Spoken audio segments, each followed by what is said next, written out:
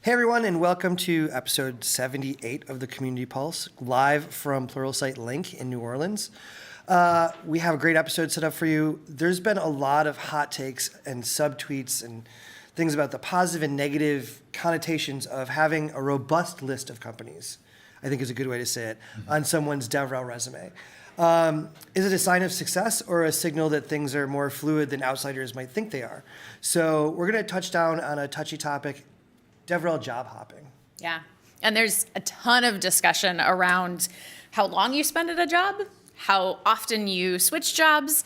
And I know all of us know, the typical jobs that our parents had with the path of like, you graduate and then you get a job and you stay there for your entire career is not a thing that we do. But in particular in DevRel, it seems like something that is not common. So we have three awesome guests with us here today, and I will let them all introduce themselves. Mandy, we'll start with you. Hi, I'm Mandy Moore. I've been in various roles for 14 years now, starting with assistance work and then moving into podcasting, audio production, and now I do social media and marketing with Honeycomb. Hi, I'm Chloe. I'm very hoarse. I sound like Countess Luann right now because this is the most I've socialized with people in years.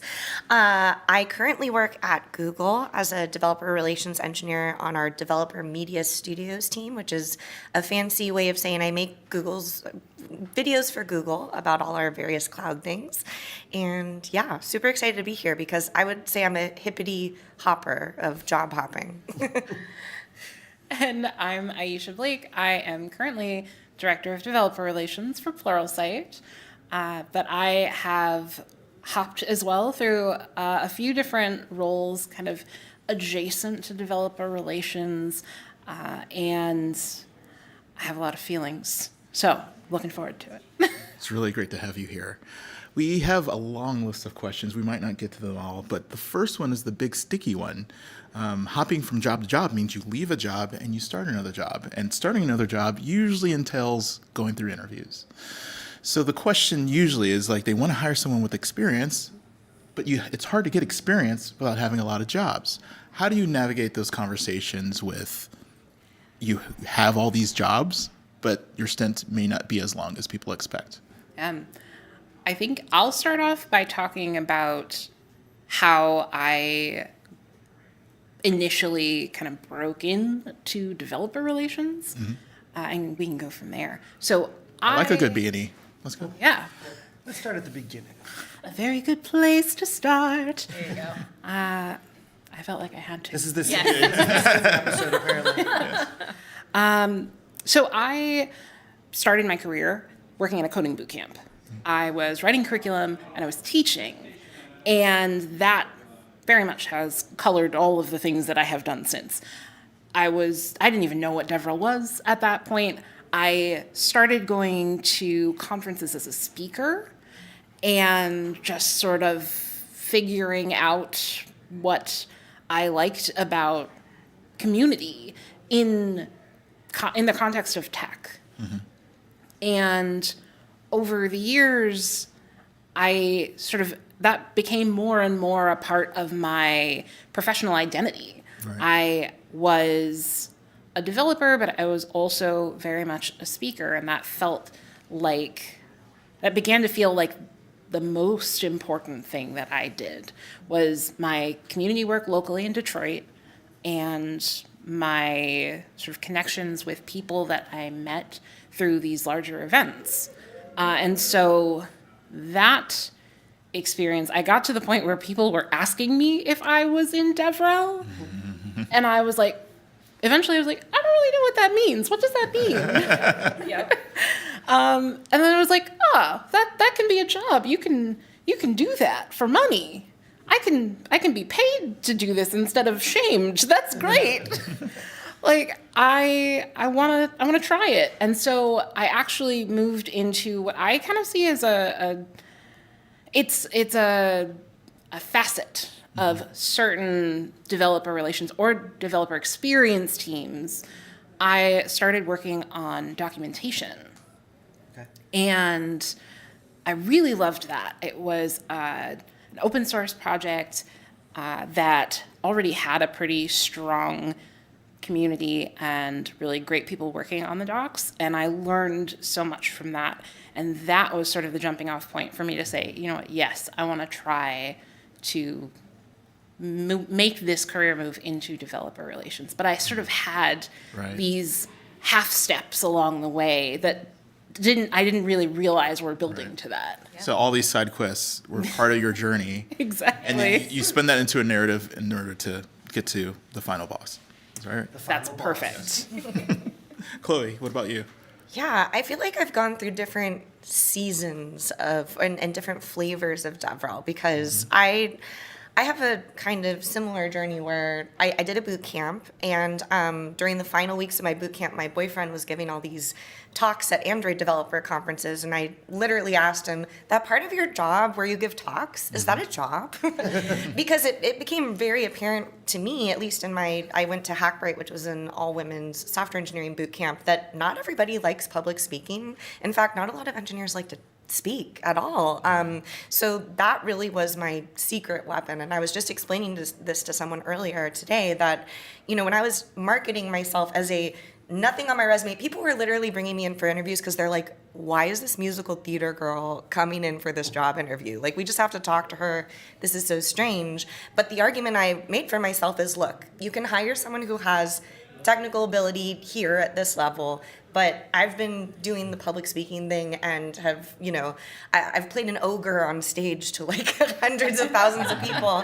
You can upskill me in the tech, and you won't have to upskill me as you would another candidate. So yeah, I got very lucky. My first job was in DevRel. The first job that I had was like basically feeling out the ropes. The second job I had at Sentry was more meetup focused and community focused. Then I went to Microsoft, where I was traveling a lot, and then the global Panera happened, and then I was doing live streaming a lot. And throughout all those jobs, now working at Google, it's taken me, like 5 or 6 years now to be like, oh, this is the part of DevRel that I like and I want to do. And for me, that's been on camera work or podcasting or just creative content creation, so to speak. And what was really nice is when you get to a point of seniority in your career, you're more interviewing the company. They're asking you, and I had this experience when I was interviewing. Someone said, what are you looking for? And I said, I want to work at a company where I don't have to edit my own videos. I need a production team. I'm a great engineer, and you shouldn't be paying me this much money to be in Canva all day. Like that's not what you pay me for. So there were some companies that were like, oh, then this isn't a good fit. Great, glad we got that out of the way. And the team that I landed at Google is perfect because it's like, okay, we make videos in-house for Google with our own production team. So a lot of it, as you get more seniority in your career and you figure out, what do I actually enjoy? And what pieces do I not enjoy? Do you travel for like a year and then go, okay, I don't want to do that for like 5 years? So that's what's been really, like, if you asked me when I was in my boot camp what I would be doing, I would never imagine that I would be here recording a podcast. But well, it's actually funny because if you go back, I don't know the episode number because I don't have it on hand, but the first time you were ever on this podcast, you were like brand new in your first DevRel role at Sentry, and you were doing the podcast on what it means to be brand new in DevRel. Yeah. So listeners should go back and listen to that. Well, they always say, like, or at least my ADHD coach told me, like, or I read somewhere that to figure out what you love to do, go back to what you did as a kid. And now that I work in this role at Google, I literally just found this cassette tape of me when I was little, hosting my own NPR show going, let me tell you about, Billie Holiday. Billie was named Billie because her dad wanted her to be a boy. Not true. Like, I'm just like making stuff up. Right, you're like It's all come full ChatGPT circle. version of yourself. It's literally, and I sent it to my manager, Maria, it's awesome. Now I get to work with this like wonderful manager who's, worked on film and television, and I'm learning so much in that space now. And I was like, listen to this recording. It is literally what I do now. Like, and it's funny how maybe it's like writing or whatever it is that you did, like finding that joy and, bringing it into what you do now. Yeah. So you peacock to get noticed, basically, of resumes, and then you kind of learn by experience of saying this. Now I don't really know what this is, but the only way to learn is by doing. And it's okay to like come to terms with yourself and be like, you know what? I don't ever want to give a talk in person again. I mean, that's not what happened with me, but you get to a point where you're like, oh, I want to do that thing, like whatever that is over there. So the experience that you brought up in your last role is that I know all of the stuff, and I know all the stuff I don't want to do. So I've refined to this, distilled myself to the potent version of myself that where I can be the most effective, and that's how you're able to transition. And to where obviously, you are like now. when you're a more junior person, like you can't be as choosy. Like Yeah. I see this mistake a lot with boot camp grads where they're like, I want to work for a nonprofit that helps trees in Nicaragua. And I'm like, okay, let's zoom out a little bit. Let's like Right. try to find something like, especially for those first roles, but you know, you can really find your dream job, like if you know what it is you're looking for. Right. Yeah. And Mandy, what about you? How do you traverse the interview gauntlet with your background and being able to do all this different stuff? I've never had an interview. Lucky. All right. No, Code? yeah, people just know me and my reputation as a hard worker. And I mean, I feel like I've been doing DevRel for 14 years, even though I'm not even really recognized as doing DevRel. I even tried to get into Slack, and they're like, no, you don't do that full time. And I'm like, okay, well, I'm like an OG. Because I was doing this 14 years ago when my daughter was born, and I needed to do something. So I just started doing like assistant work and scheduling a pretty prominent developer at the time. And then he said, I'm going to start a podcast. And he said, I need you to edit it. And I'm like, Googling what's a podcast, because this is 14 years ago. So I figured it out and I taught myself how to do that. And then I guess I did a pretty good job. I started introducing me to friends. My name got around, and so I've been in various roles ever since as a contractor, just floating around, doing social media marketing. I've done operations management.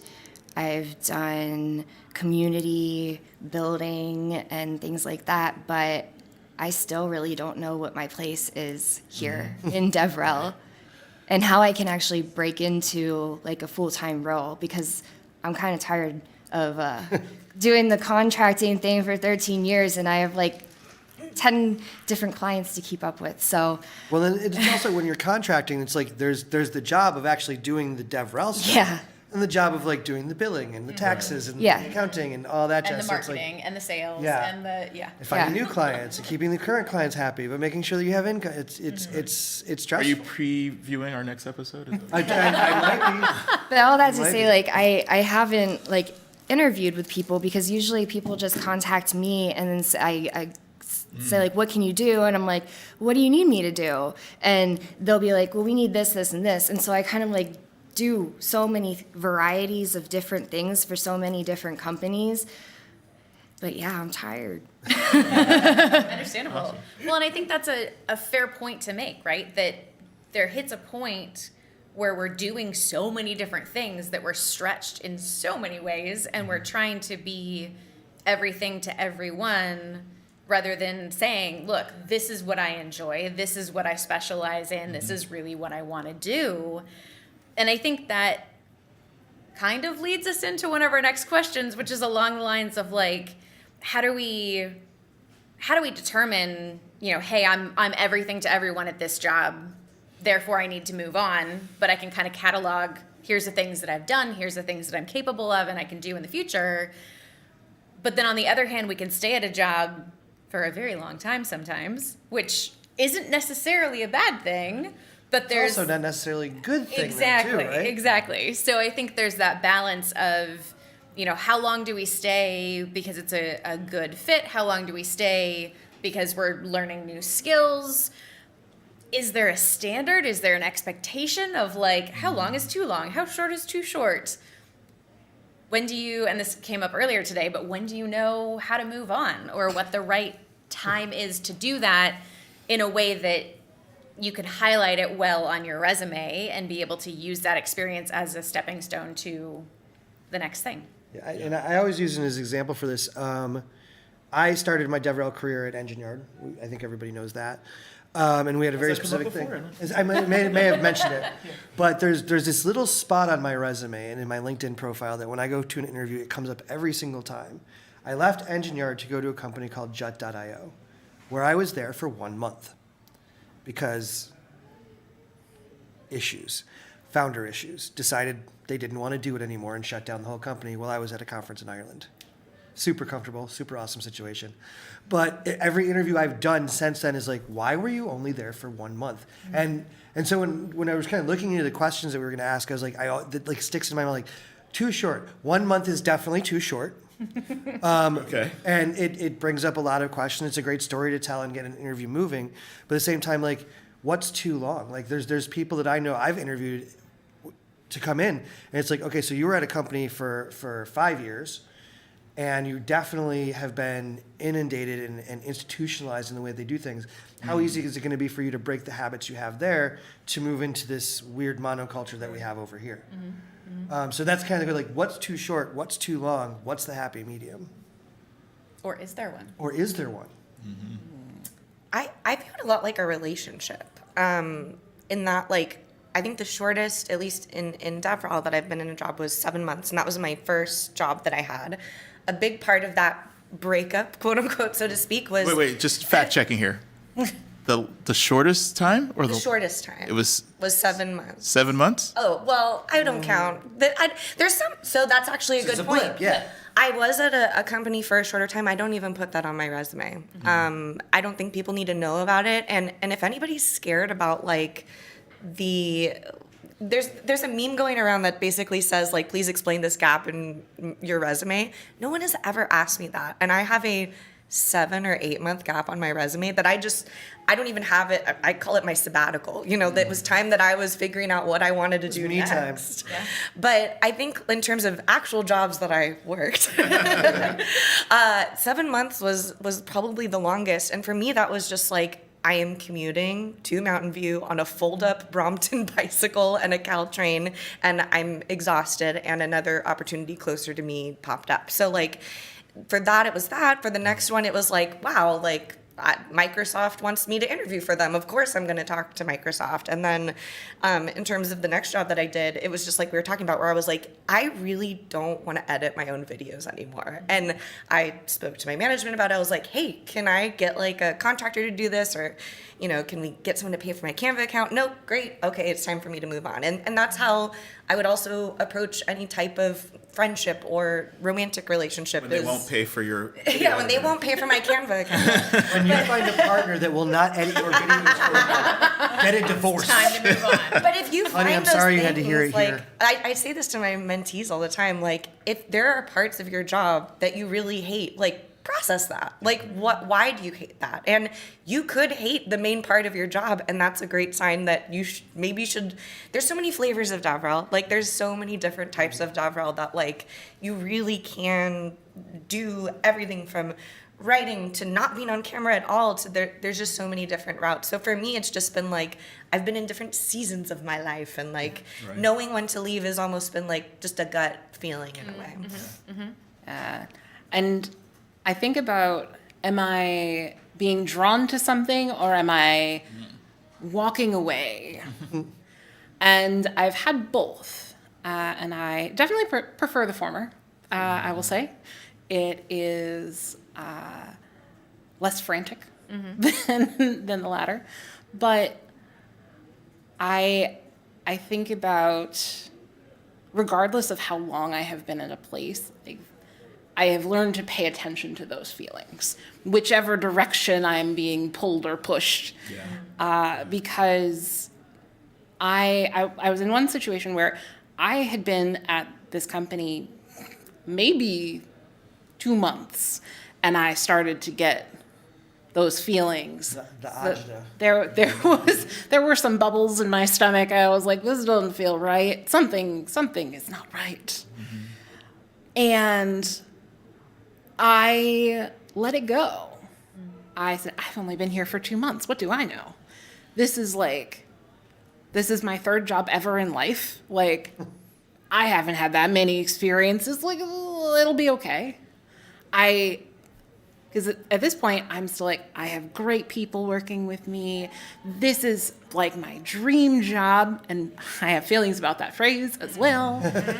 This is my dream job. This is what I want to be doing. Like, I'm working directly under somebody I really respect, who I've learned so much from already. It was huge. And I was like, I can let this other thing go.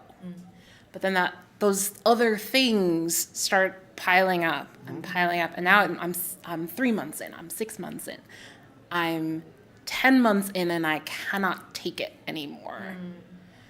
And I have cried, I have yelled, which is not a thing I do in life, generally. I have called in black. I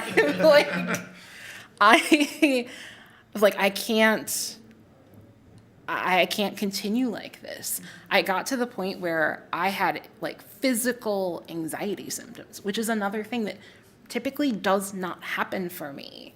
And that was the moment where I was like, it's too much. I imagine the stakes are very different too if you're a manager. Like, I've never been a manager before, but when you're responsible for people, like, I have not had the privilege of managing yet, but that must take a toll on, do I owe something to these people and I'm taking care of these folks? Yeah, And and then there's the other side of it too, is the, you know, like I have a family. I have 2 kids that are in college, and we've talked about this before. Having people that depend on you, you can't always just be like, well, I'll get out of here. I'll find another job, I'm sure.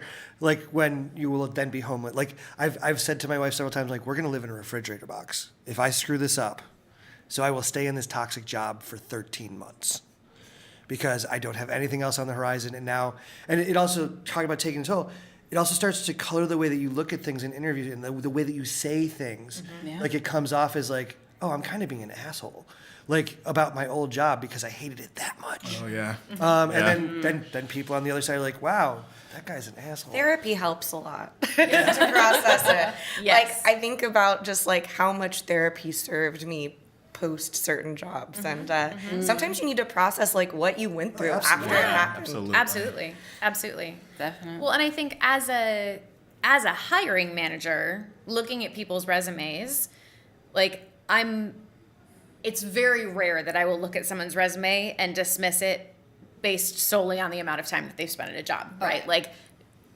more often than not, far more often than not, I'll just have that as a question that I ask during the interview process of like, hey, I've noticed you've had a number of different jobs in the past X number of years. Can you tell me a little bit about that, right? And the red flag to me as a hiring manager is when someone goes, oh, well, you know, after about a year, I started looking for something else because it was time for me to find a new company. And then after I'd been there for a year, I started looking for something else because, you know, people only last 18 months to 2 years at a job. And that to me is a red flag, largely because if I'm going to put in the time and energy as your manager to onboard you to the company, onboard you to our team, onboard you to our product, and I know that you're going to be gone 12 months after you're first hired, that's a lot of time and energy for me to have to do, and then to have to turn around and rehire, which is going to take 3 to 4 to 6 months as well, right? But if it's, hey, this company really wasn't a good fit. The goals of this team changed right after I got there. There were layoffs at this company. Like, okay, cool. It's tech, right? That happens. I think we all know that happens. Yeah. So I'm looking for commitment when it's the right fit for that person. And I think the only red flag for me is well, everyone says we only last 18 months at a job and then we're supposed to start looking again. It's like, Well, I mean, and that do we have that to? kind of brings up the next question too, which is like, why? And I feel like this is a DevRel thing very much. Like, and you and I have dealt with it in contracting, and I think you and I have dealt with it in contracting, where people are like, oh, you're jumping from thing to thing. That looks bad. Well, why does it look bad for us? It doesn't look bad for developers or database engineers or DevOps engineers. And are their skills any more interchangeable than ours are? Like, why? And I've always had this argument, even when I was a developer, I had this argument, we're not special. We just do a thing that not everyone can do. It's the same in DevRel. We do a thing that not everyone can do. And that makes us a specialized person, but that doesn't make us special. So why are we held to a different standard than other people in the tech world who can jump year to year? I mean, I remember when I started my career, if you worked in San Francisco, you would definitely work for EngineYard and OkCupid, GitHub, and a couple other places, because those were all, for lack of a better term, incestuous relationships where people would just jump from job to job to job every year. And like that was like there were a big five, and you worked at one of the big five. And so why when we get into DevRel, it's like, oh, well, you didn't work there for more than a year? Well, did you really put the effort in? It's like, maybe I did, maybe they didn't. Maybe the job was toxic. Maybe there was a ridiculous founder who shut the whole thing down after. But also, I don't want to work at a company where someone judges me for like, you know what I mean? Like, Yeah. it's mutual. Like, I'm interviewing them too. So if they have a problem, Oh, 100%. with it, like, it's like, okay, cool. Yeah. I learned something here. Well, and I think part of it for DevRel is so often people are hired to be the spokesperson for The that face, company, yeah, the the face face. of that company. And so if I, as the face of a company, then leave the company, like I've had a number of times where people have walked up and been like, oh, that's not a good product anymore, is it? And I'm like, no, It has nothing to do with it. it's a fine product. And they're like, well, but you left the company. I'm like, okay. And sometimes well, it's okay. Yes, I left the company because someone else offered me more money. Right. But I think, and it goes the other way too. And we've talked about this on the podcast before, where like you join a new company and people are like, oh, I'm not familiar with that company. I'm going to go try them out because you joined, right? So Yeah. like there's pros and cons to that. But I think that's one of the reasons why it's difficult for companies when a DevRel person leaves, because the assumption is not just, oh, hey, you had a better opportunity, but there's something wrong with the product, or the company Or is you. toxic, or you, or right. And then when you apply, it's like, well, can we trust this person to continue to be the face of the company for more than X amount of time? I think, that, Mandy, you mentioned that people come to you, and that's how most of the time that you've gotten work. And usually that's because of the work that you've done, the products that you've helped create, and whether it's a podcast product or a physical product that you help bring to life or out there. How do you handle those conversations with disentangling the products and the work with you as these new companies or new people are finding you? How do you have those conversations? I Do they ever say like, "Oh, do they give you all the credit for everything they sing, like from start to finish, or do they say, "What is your part of that"? How do they break down and separate your body of work with the actual work that you've done? I mean, people come to me and they just know who I am as a person, and then they give me roles. I'm like, okay, what do you need me to do? Well, we need you to do X, X, and X, so I will do it. And then I've never left a company. Like, it's always been like, for me, like, the companies I've worked for, like the DevRel and what I do is like the first job to go. So like when budget cuts come around, they're just like, well, what do you do here? And it's like hard to explain. So they're like, okay, well, we're just gonna let you go. And then you just kind of go into another job. And for me, as a sole financial provider in my family, I just have to get the quickest job I can to make up that deficit, because if I can't pay my bills, then I'm in a refrigerator box. Right. And it's a totally different, everybody talks about hustle culture, but contracting is a totally different kind of hustle culture. Absolutely. It's more of a I have to maintain this hustle. It's a marathon. It's not a sprint. Yeah. You can't just get one client and be safe for the rest of your life. Nope. And I've talked extensively about, and I hope anyone who doesn't do DevRel or is thinking about hiring a DevRel team listens to this part. Firing your DevRel team is the dumbest thing you can do because you're worried about financial things. They should be the team that you keep. They're leading people to your sales team. They're leading people to your product team. They're getting the people to walk through the door. They're the ones holding the door open. That's what DevRel does. So getting rid of someone like Mandy is a huge, huge mistake. And like what Mary was saying, you've been to interviews where the previous company's reputation Yeah. is now like in question. Yep. Because you are no longer at that company. Yeah. And Yeah. That being said, I get tagged in a Clippy post every day. Every Well, you single kind of day. did a thing. See, I don't disclose the companies I've even worked for anymore. Like, my LinkedIn profile looks so sparse, and I really don't have a resume, because it's like a lot of people know and like me, and when they find out, like, oh, you're not there anymore, we don't like them anymore. And I'm like, Well, this is well, no, actually- it's okay. Like, it's not. They're good people. Yeah, they're good Just not doing a people. thing. But I mean, it also brings up another interesting aspect of the entire DevRel hiring thing. Like, you What you do is you work on a network basis. Like your network knows what you do and who do you, and I've referred people to you and referred you to people because I know what your skill set is and I know that you can pick something up and run with it. So like how much of like DevRel hiring and stuff is actually based on that network? I mean, I get a ton of jobs because I do a podcast with Mary. She wrote a book. I didn't write a book. I'm just book adjacent. But like in all seriousness, like a lot of like, even more so than developer jobs or other jobs in tech, DevRel really relies on you having a network you've created. I was going somewhere with that question. I totally lost it. I think part of it for me, because of that network, we can inform other people about the experiences that we have had as well, which I think helps when people are getting started, right? And I think the last thing that we wanted to touch on real quick before we move to checkouts is the idea of, when for the more junior people who are earlier in their roles, what are the types of things to look out for when interviewing a company, to say, hey, what signs are there that I might want to stay here for a longer period of time? What things are pointing to a good, healthy company? What's the, let's say, quick popcorn top question that you ask to kind of suss that out? Aisha. I tend to ask, how do you deal with it when something goes wrong? And that's typically a question that I'll ask a manager, and if I have the opportunity to ask somebody on the team, then I will ask that there as well to kind of see both perspectives and whether or not they align. But I'm also looking at, is there a culture of blame? Does it seem like they might be masking a culture of blame? Is this sort of a productive move forward that they're describing? Is it realistic? Or is this sort of a fantasy that we're both engaging in right now? Right.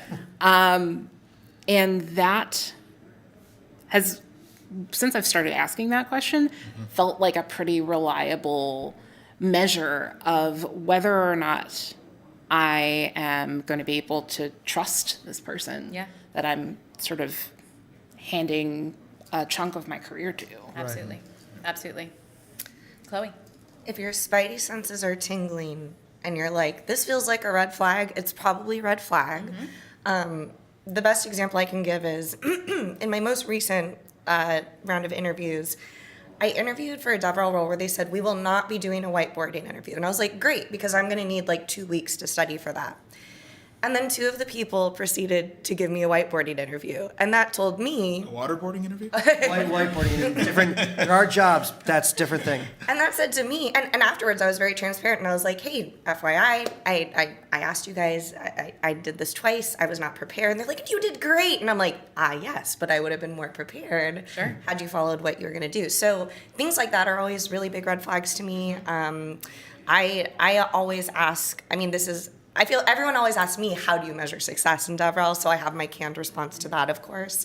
But I do kind of pick that up as a red flag. Sometimes, depending on the context of it, they do it with a chuckle, then I know that they get it. Great. But yeah, if it feels like a red flag, smells like red flag, probably red flag. Probably red flag. Yeah. Mandy, you mentioned a little bit about, taking the next jobs as they come, because sometimes we need to.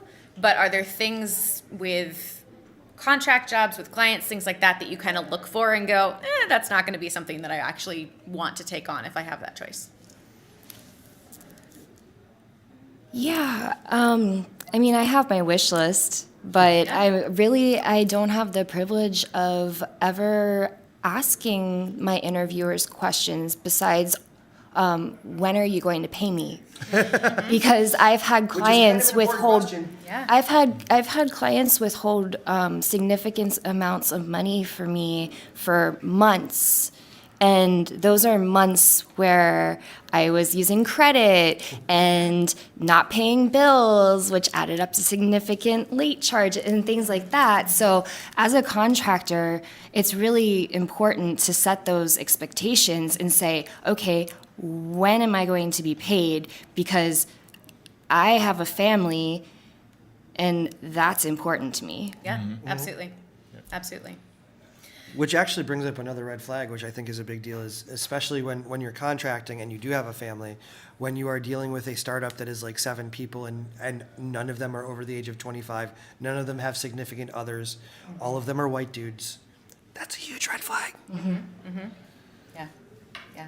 And look out for green flags too. Like Yes, when I interviewed at that's- yeah, Century, you're right. they changed my lineup. They said, "We noticed you were being interviewed by all men today, so we brought in a woman and a non-binary person." I was like, "Oh my gosh, thank you! Like that's so thoughtful that you did that." Absolutely. And to me, that was like, ding! Like absolutely, I want to work here. And it was a wonderful job. So, Yeah. green flags and red flags. Absolutely. Absolutely. Awesome. On that note, we're going to move into our checkouts portion of the podcast with PJ's lovely I wish I soundtrack. was We need checkout music. Like, we need checkout music. Wesley, we're going to have you kick us off. What is your Checkouts. checkout? Okay, for this all right. episode? So this is going to be a little bit of a self-promotion. I would love to say shameless self-promotion, but I feel a little shame about it. It's funny we're talking about jobs, and I mentioned this before during the lightning talks here at Link that I've had a lot, and some of them are like been extremely horrible. Through that process, I did a lot of self-discovery and self-work to try to figure out a place for me in this world. One of the books that really helped me was a book called Radical Candor. Radical Candor was written by Kim Scott, and it's was a really good framework about what a healthy workplace looks like in psychological safety. Then I read the following book that she made called Just Work. Just Work was talking about working in a just work environment. So when Like justice and justice, not like Justice just work. yeah, exactly. Shut up and work. Shut up and work. No. Like, So- wow, you really okay. switched it up. Yeah. So it's about justice is the foundation of basically being able to implement radical candor with the openness of understanding that not everyone has the same advantages or privileges that you might have in order to speak up and put themselves out there. So how do you create a space that allows people to do that, to shape the workplace in the way that's comfortable for them? And that was like really revealing, and it helped me so much. I wrote Kim, and it started a relationship, and she started a podcast called Just Work about her book, where they talk about different chapters, it was with a really great DE&I professional and Kim. Fortunately for me, he got a new job working for Ford, and so he couldn't do the podcast anymore. So I am now on the podcast. So new podcast that I'm on it's the Just Work podcast. If you look for it in your podcatcher, you can go to justworktogether.com to see what the previous episodes. And so that's what I'm promoting. Awesome. Cool. And I'm going to bounce it around the table. Chloe? I have a podcast called Salute Your Skorts, SKORTS, where I get to dive into everything 90s nostalgia that I really love. In particular, because I love Cassidy Williams. She's my favorite DevRel. Shout out to Cassidy. Check out the Parent Trap episode with Cassidy, one of my favorites. The Low Renaissance of Lindsay Lohan Oh, boy. is upon us. We also did Get a Clue, and it's mostly tech people on there talking about 90s stuff. So. Also, I was listening Wow. to the Rocket Podcast. Christina Warren's latest episode dropped your name in it, if you haven't heard it. Oh. About how you two talked about having a Firefest musical. Yes, we really want to make a Firefest musical, so Ja Rule, please reach out to me. Can you pitch it? Because Billy McFarland did just announce last week that Fire Festival 2 is happening, everybody. We're Get in the your comments tickets now. We are in the comments. We requested tickets. We're like, this is for research purposes. Absolutely. I myself love a white bread and cheese sandwich, so I will definitely be there. That is a character in it. I will watch this. If you could perform the musical at the festival, that was not, probably will never happen. Anyway, in the weeds. Mary, what do you got? So I just finished a book called But What If We're Wrong? I am not familiar with this concept. Yeah, it's true. I'm very aware of that. Honestly, I picked it up solely because of the cover, because the cover is upside down. So you judged a book by its cover. I did, It has to be okay. and it proved out to be a good thing this time. But it's this book about, like, if we were to look at what we have currently as if it were 200, 300, 400 years in the future, and to reevaluate it based on what we know then.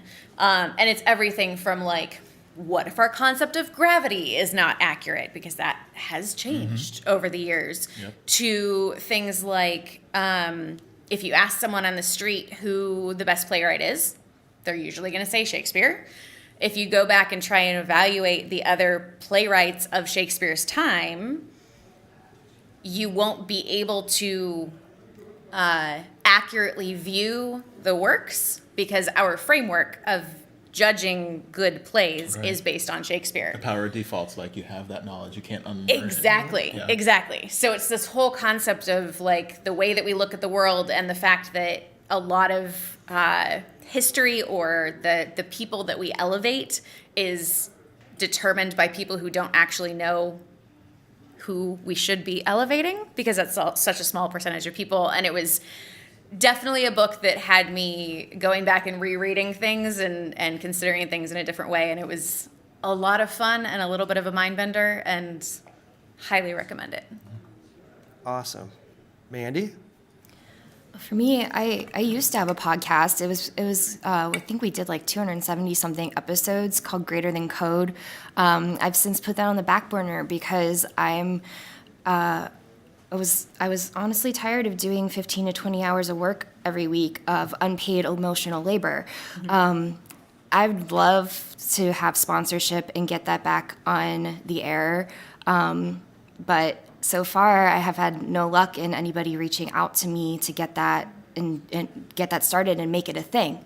Also, in the meantime, I'll reach out and say that on the air, like, I'm in recovery, and a big part of my recovery was doing training to help other people. I don't subscribe to the AA 12-step way. I use holistic modalities, learning about myself. I taught myself, or no, I didn't teach myself astrology, but I'm a professional astrologer now, so looking at who you are, what makes you up as a person. I also do energy healing and a bunch of other things on top of it. And I really enjoy having clients that I can help weekly, just chat and get them through. So if you're interested or know anybody who might benefit from speaking to me, you can have them reach out at releaseholisticrecovery.com. And that's for the sponsorship as well? For Yes, Greater Than Code? well, for great, I mean, I have 7 emails. It'll go, She'll get the email. I'll get the email, but yeah, Mandy at releaseholisticrecovery.com is my email. For that, for tech, it's Mandy at devreps.com, DEVREPS. And we'll link all that in the show notes. Yeah. Aisha?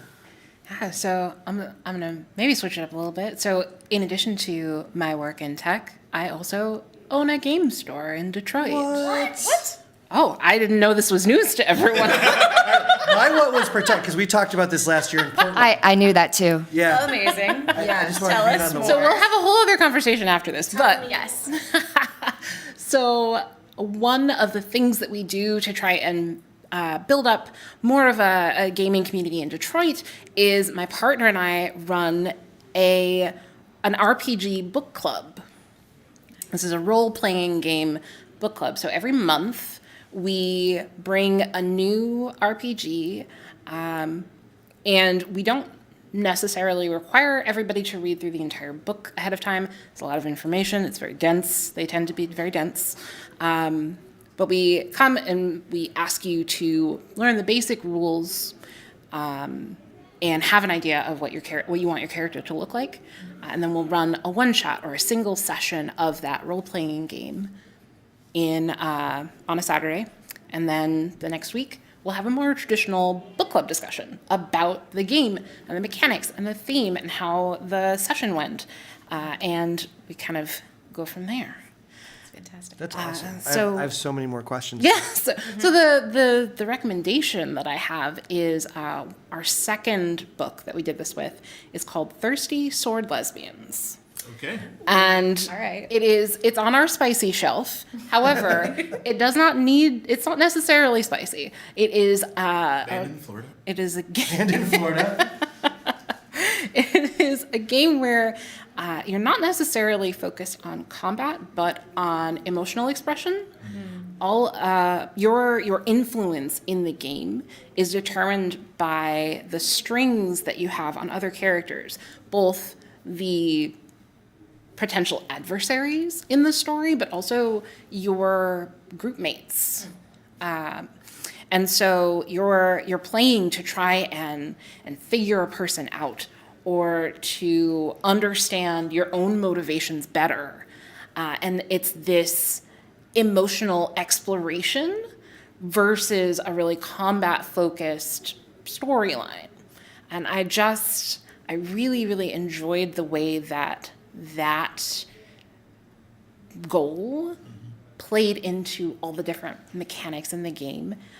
And so if you're looking for something a little bit different, if you have been thinking like, oh, I want to try D&D, but it's not, it seems, super complicated, or I don't want to be fighting, monsters left and right. Like, there are tons and tons of RPGs out there, and I really recommend individuals and teams trying some of the indie stuff. Awesome.